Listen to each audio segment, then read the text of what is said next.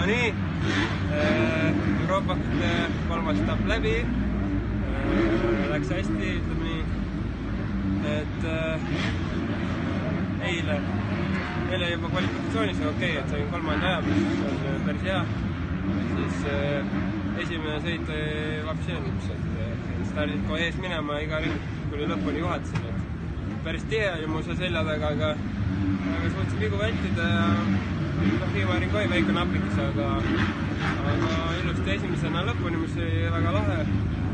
Ja teine sõit oli nüüd hommikul täna, et rada päris kõvasti kastitud ja et see betonka isegi päris korralikult libe, et stardist toingi mingi 6 äkki, siis esimese ringiga tõusin 3.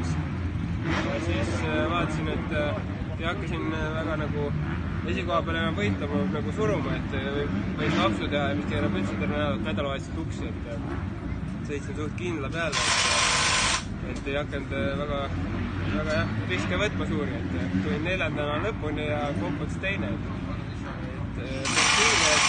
selle nädalavahetusega esimene sõiduvõit käes ja esimene poodium ka käes, nii et võib rahule jääda küll.